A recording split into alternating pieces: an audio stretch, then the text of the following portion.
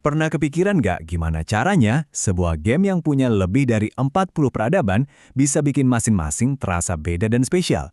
Nah, hari ini kita bakal bongkar salah satu rahasia paling jenius di Age of Empires 2, yaitu unit unik. Coba bayangin deh, ini tantangan desain yang luar biasa besar loh. Kalau semua faksi mirip-mirip aja, kan bosan. Jadi gimana caranya para developer game ini ngasih tiap peradaban itu identitasnya sendiri di medan perang? Jawabannya, ternyata sebuah solusi yang elegan banget.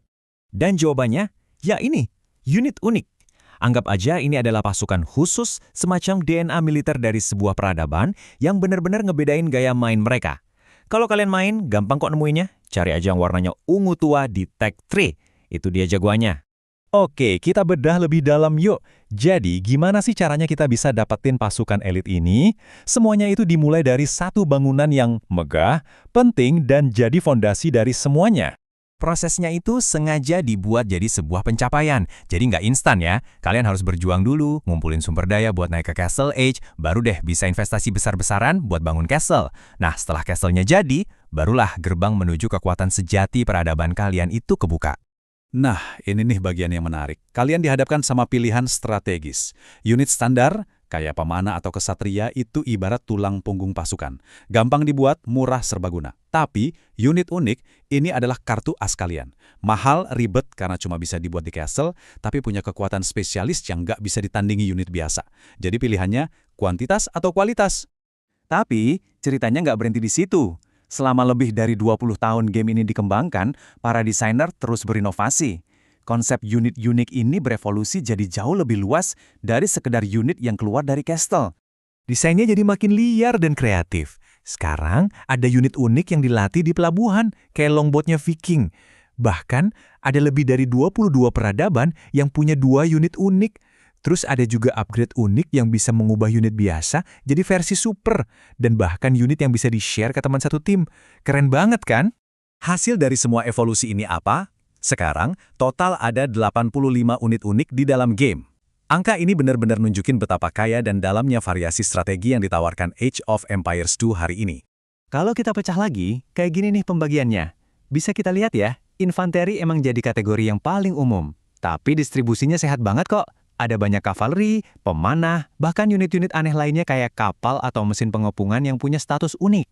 Cukup teorinya, sekarang kita masuk ke bagian yang paling seru. Kita bakal jalan-jalan buat lihat langsung gimana sih unit-unit ini beraksi, dan kita akan bahas beberapa yang paling ikonik, yang benar-benar jadi wajah dari peradabannya. Pertama, kita mulai dari para monsternya.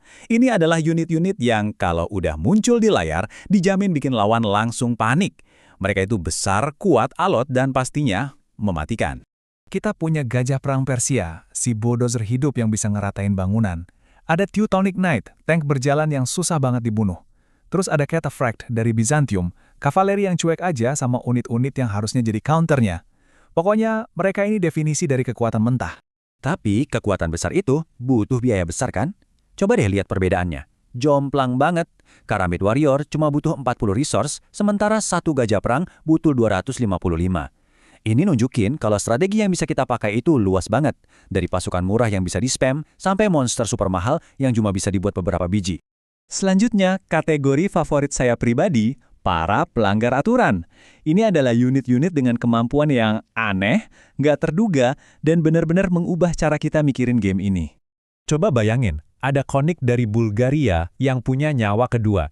Mati sebagai kavaleri, bangkit lagi jadi infanteri. Terus Leitis Lituania yang serangannya bisa nembus armor musuh, seolah-olah armor itu nggak ada. Dan yang paling baru, Shrivam Shah Rider yang bisa ngedodge proyektil. Unit-unit ini maksa lawan buat mikir ulang strategi mereka. Terakhir, kita punya para spesialis.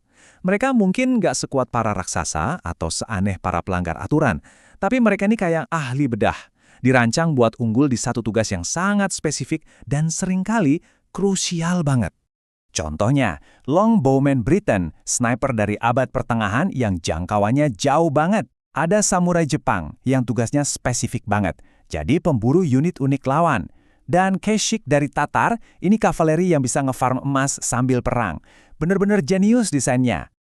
Oke, kita udah lihat berbagai macam contoh. Sekarang, kita sampai ke pertanyaan yang lebih besar. Kenapa sih semua ini penting? Bukan cuma buat Age of Empires, tapi buat genre game strategi secara keseluruhan. Kenapa sistem ini bisa bertahan dan dicintai begitu lama?